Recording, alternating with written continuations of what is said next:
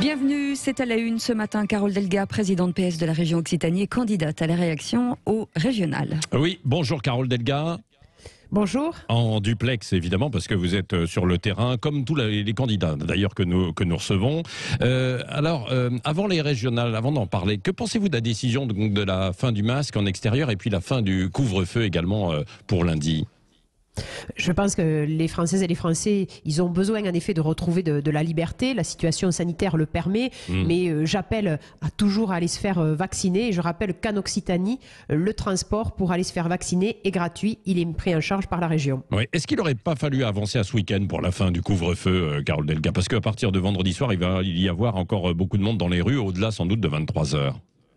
Écoutez, je pense que la décision a été mise en place pour des critères sanitaires. Soyons prudents, il faut que cet été soit réussi et qu'il n'y ait surtout pas de reprise de l'épidémie. Oui. Est-ce que vous craignez dimanche prochain une forte abstention ? Est-ce que c'est le principal adversaire finalement de l'ensemble des partis politiques ? Bien sûr, mais c'est l'adversaire de la démocratie, c'est l'adversaire de la République, l'abstention. Donc nous faisons tout pour vraiment motiver les personnes à aller voter. Et puis également, nous sommes sur le terrain pour rappeler que de donner son avis pour les élections régionales, pour les élections départementales, c'est important parce qu'il y a beaucoup d'actions qui dépendent de la région et du département. Oui. Alors J-3 avant ce premier tour, Carole Delga. Jean-Paul Garot vous devance d'une courte tête pour le Rassemblement national dans notre dernier sondage au premier tour, mais quel que soit le scénario du second tour, vous l'emporteriez si on suit les sondages. Comment néanmoins vous expliquez que sur vos terres plutôt de gauche traditionnellement, le RN arrive devant vous au premier tour ? Tout d'abord, rappeler qu'en 2015, l'extrême droite, au premier tour, était à plus de 36%. Puisque M. Alliot était à 32%, il y avait une liste Debout la France. Donc, il y a un ancrage qui est très très fort sur l'Occitanie de l'extrême droite, et au contraire on voit que la dynamique elle est de mon côté, et on continue à batailler, puis comme vous l'avez indiqué, c'est d'une courte tête. Donc les valeurs républicaines peuvent être avec une forte mobilisation de mes concitoyens en tête le soir du premier tour en Occitanie. C'est à ce à quoi nous travaillons ardemment. Oui. Est-ce que ce n'est pas aussi parce qu'il y a quelque part une nationalisation du scrutin, avec d'un côté Emmanuel Macron qui veut impérativement finalement, si l'on suit le raisonnement, de façon indirecte sans doute, mais que ce soit le Rassemblement national qui soit son adversaire et Marine Le Pen en 2022 ? Écoutez, moi j'ai toujours dénoncé cette stratégie de vouloir expliquer qu'il n'y avait le choix qu'entre l'extrême droite et le macronisme. Je pense qu'en premier, il faut donner des raisons aux personnes, aux citoyens de voter pour un projet qui amène de vraies solutions. Bien sûr, j'ai un bilan. La région où tous les ordinateurs pour les lycéens ont été fournis par la région, c'est en Occitanie. C'est également 65 000 entreprises qui ont été aidées pour 250 000 salariés. Et là, nous allons continuer à mettre en œuvre des solutions pour le pouvoir d'achat, la gratuité du transport scolaire, la prise en charge de la garde d'enfants pour pouvoir retrouver un emploi, et puis une action très volontariste sur la question de la souveraineté industrielle, souveraineté sanitaire. La région est actionnaire de plusieurs entreprises depuis maintenant 18 mois, et on va continuer à amplifier ce dispositif de soutien à l'économie. Oui, alors c'est ça. Les compétences des régions, en règle générale, sont plutôt sur l'économie et les transports, beaucoup moins sur la sécurité. Et pourtant, on parle énormément de la sécurité dans ces questions en fait régionales, parce que c'est vrai aussi que c'est une préoccupation des habitants, où qu'on soit, et notamment en Occitanie. Est-ce que vous avez des propositions à formuler sur l'insécurité ? Mais surtout, nous avons déjà fait. Quand j'ai été élu, il y a de ça donc bientôt 6 ans, il y avait 40% des places de train, de car qui étaient sous vidéosurveillance. Aujourd'hui, c'est 80%. Mon objectif, c'est d'ici 2 ans d'être à 100%. Et puis, dans les projets, la région va soutenir la police municipale à travers l'acquisition de camions mobiles, à travers la réfection des locaux. Et également, nous devons soutenir la police nationale, la gendarmerie, la sécurité civile, avec une zone de défense propre à l'Occitanie. C'est ce que je demande au gouvernement. Est-ce que vous êtes favorable justement à ce que les polices municipales soient armées ? C'est un débat qui revient en permanence sur le terrain dans les villes. Oui, j'y suis favorable parce que la sécurité est un droit pour nos concitoyens. Et en tant que présidente de région, je suis connectée au réel et j'amène des solutions en partenariat, bien sûr, avec les communes et les intercommunalités sur ces sujets de sécurité. Nous devons, en effet, démontrer que nous amenons des solutions sur la question de l'insécurité, mais aussi sur la question de l'emploi, sur la question de la santé du quart d'heure.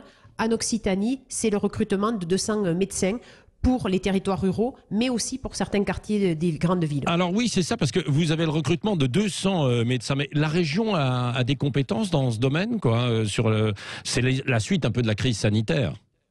Oui, mais je suis une présidente sérieuse et pragmatique, donc je connais la loi. Bien entendu que la région peut recruter 200 médecins pour lutter contre les déserts médicaux. C'est cette santé du quart d'heure pour le premier recours.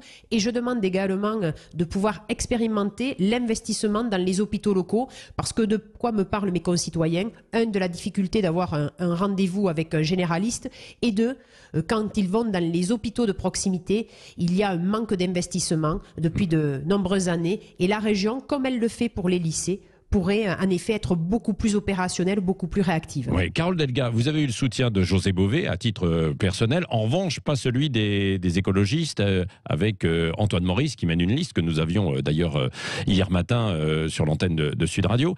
Est-ce que vous avez bon espoir bien qu'au second tour il sera derrière vous? Surtout, je fais en sorte d'être première au premier tour. Et bien entendu, mon projet, il est très clairement volontariste, que ça soit pour la conciliation de l'économie et de l'écologie, et puis également pour avoir une vraie sortie de crise, qu'il n'y ait pas de contre-coup économique. C'est pourquoi j'ai un plan anti-faillite de 100 millions d'euros que nous mettrons en œuvre avec l'ensemble des forces économiques.